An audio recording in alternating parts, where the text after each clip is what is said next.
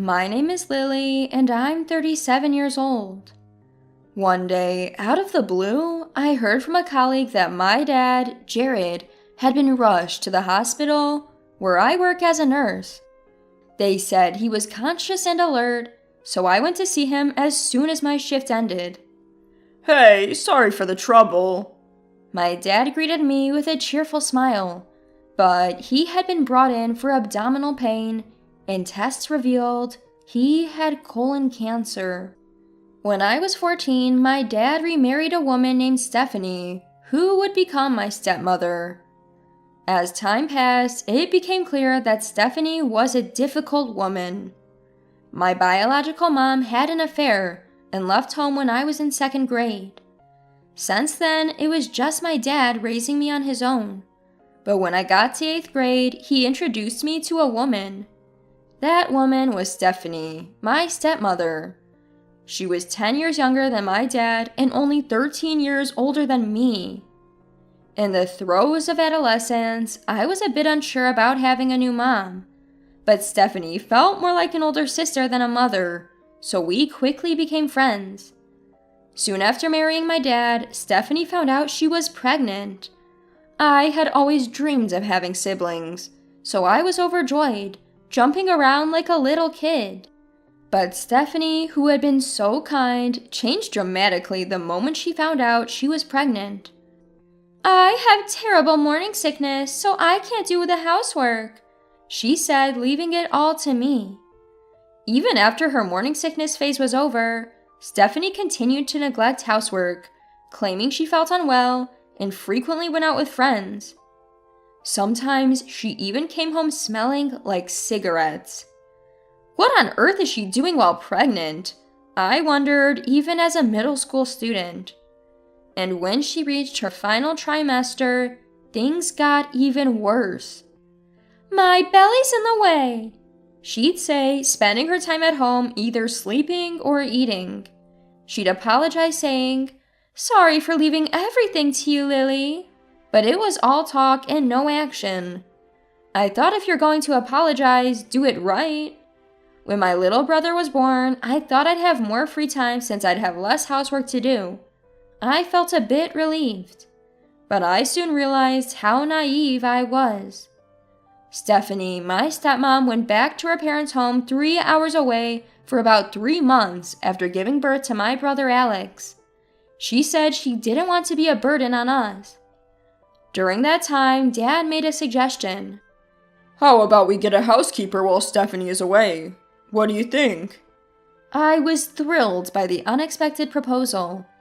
For those 3 months with a housekeeper, I'd be studying in my room and the delicious smell of food would waft in. I felt enveloped in happiness. Even when I came home after hanging out with friends, a tasty meal was ready. I thought, so this is what life is like for a typical middle schooler. But when Stephanie returned after her 3-month stay with Alex, she didn't lift a finger around the house. "I just had a baby. You can't expect me to do housework. You have the time, you do it," she said. So I had no choice but to sacrifice my study time for chores. I suggested to Stephanie, "If you're not feeling well or if taking care of Alex is too much, why not ask Dad or the housekeeper for help?" Her unexpected reply shocked me. "No way! I don't want to spend money on that. You can handle the chores, Lily." For the first time, I pushed back. I'm preparing for exams, and I need all the time I can get for studying. At this rate, I won't get into the school I want. Holding back tears, I pleaded. Stephanie hugged me and said, "You're right, I'm sorry.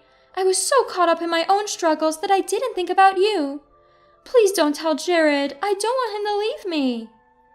But I knew her apology was just lip service. She seemed to think that a simple apology would make a middle schooler like me forgive her.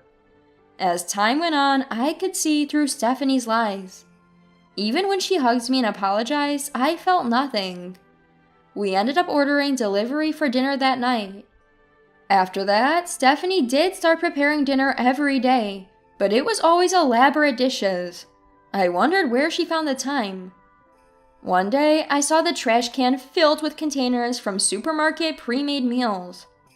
Turns out, she was just serving pre-made or frozen meals, but Dad never checked the trash, so he had no clue. In any case, I was able to focus on my studies and got into the high school I wanted. One day, after I'd settled into high school life, Dad asked me to go shopping with him before my part-time job. The moment we arrived at the mall and sat down in a cafe, Dad asked me, "How have things been with Stephanie lately? Is she still making you do all the housework?" "Wait, you knew about that since I was in middle school?" "Yeah, I'd heard you were helping out occasionally, but it seems like more than that. I noticed the food tasted different after Stephanie came back." Dad said, revealing he'd been aware all along. He tried to talk to Stephanie multiple times, but she told him not to stress her out after the baby was born, so he felt he couldn't say more. Actually, after I finished my high school entrance exams, I was made to do housework again. On days off when I'm part-time, I still make the meals. Stephanie told me that since you're a stepchild, you're my housekeeper. She told me that if I said anything bad about her, she would tell you, Dad, to get you to kick me out. That's why I kept quiet until now. I couldn't hold back any longer and told Dad everything. He apologized and patted my head. After talking it over, we agreed that if I got into my dream college, I could move out and live on my own. "Go for it. I'm rooting for you."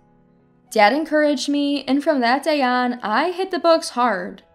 When I told Stephanie about the college I was applying to, she opposed it as expected, but Dad smoothed things over. Still, Stephanie seemed to think she'd be in trouble without her free housekeeper, so she started using my 3-year-old brother Alex to disrupt my studies. It was already 10 p.m., and Alex was still awake. "Sister, let's play!" Alex ran toward me, toy in hand, as I got home from my part-time job. "I need to eat and then study, Alex. Go to bed," I told him as I picked him up. "No, Mom said to play with Sister!" he cried. And this became a daily routine, with Dad calming him down. Despite Stephanie's various attempts to sabotage me, I managed to get into an out-of-state college with Dad's support and moved to a new place. I heard that things got a bit worse for Dad at home, but he continued to live with Stephanie and Alex, who was still too young to be left alone with her. Later, I fulfilled my childhood dream of becoming a nurse, got married, had a child, and returned to work, leading a fulfilling life. That's when Dad was brought in, diagnosed with terminal cancer and given 6 months to live. Stephanie and Alex come to visit me one day a week. Stephanie and Alex, who hadn't seen me in 19 years and seemed to have forgotten all about me, openly badmouthed Dad during their weekly visits. I'd considered saying hello after all these years, but was glad I hadn't. I waited for a time when they weren't around and visited Dad's room with my son. "I'm so happy to see my grandson's face every day," Dad often said. He fought his illness for a year and finally passed away peacefully. I headed to my childhood home to prepare for the funeral. The house had been fully renovated since Dad's hospitalization and looked nothing like the home I remembered. There was no trace of my room left. Stephanie greeted me at the entrance and bombarded me with questions, seemingly unaware that we'd been crossing paths at the hospital every week. The funeral went smoothly, and I was left alone to sort through Dad's belongings. While I was reminiscing over a gift I'd given to Dad as a child, Stephanie barged into the room. "What are you rummaging through? Don't touch anything valuable." "Excuse me?" Ignoring my confusion, she continued. "Don't you know, as a stepmom, this inheritance is mine." I was stunned. "Jared is gone, so you're irrelevant now. Just clean up the junk and leave," she said, trying to kick me out.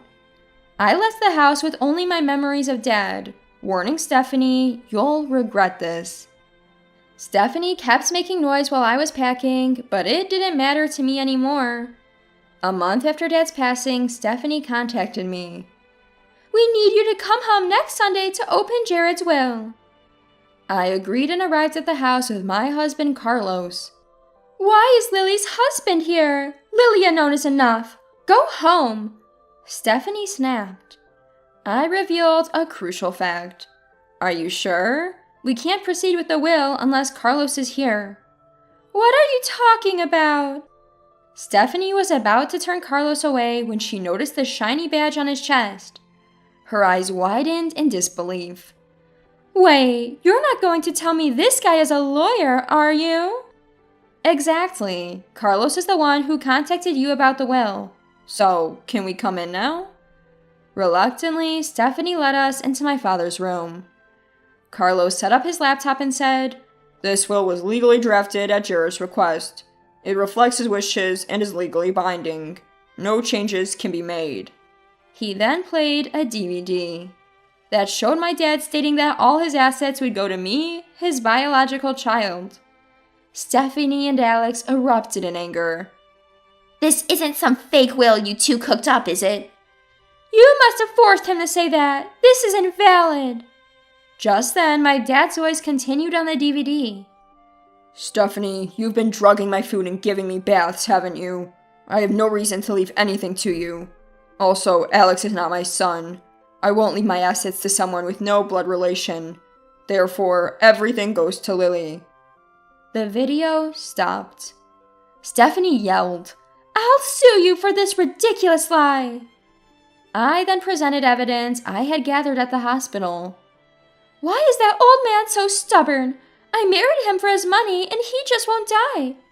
Normally, with that many sleeping pills, he should have drowned in the bathtub. Mom, don't say that out loud. My real dad is putting up with you just for the money. Your real dad and I lived together for 3 months after you were born. Jared and the little girl never knew that. This conversation played from a voice recorder. Both were flustered and tried to make excuses. This was just a rehearsal for a play. A play? A family drama? You are clearly doing this with malicious intent. You recorded us? That's illegal. I then revealed something Stephanie had overlooked. You said it right in front of me, in the hospital cafeteria. There were no other visitors there. Well, I'm a nurse at that hospital. You exposed your own crimes without even realizing it. Stephanie was speechless. As for Alex, he had borrowed money from shady people, thinking he'd inherit a fortune and bought a luxury car.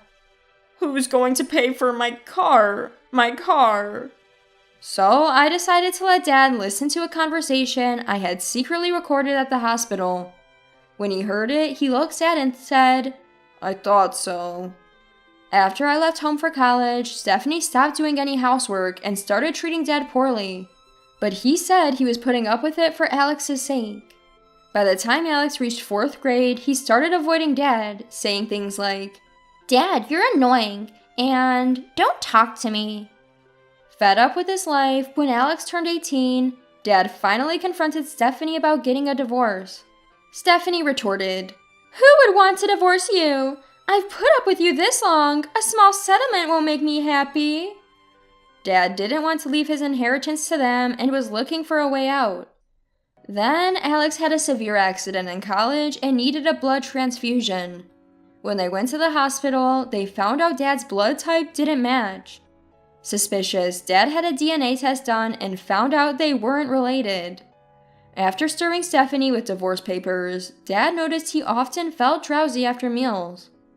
Considering all this, he reached out to Carlos to draft a will. I decided to add insult to injury. Oh, by the way, this house is under both Dad and Stephanie's names, right? I have no stake in it anymore, so good luck with the payments. Stephanie clung to me, saying, Can't you at least split the mortgage money with me? Why would I? I'm ashamed I ever thought of you as a good sister.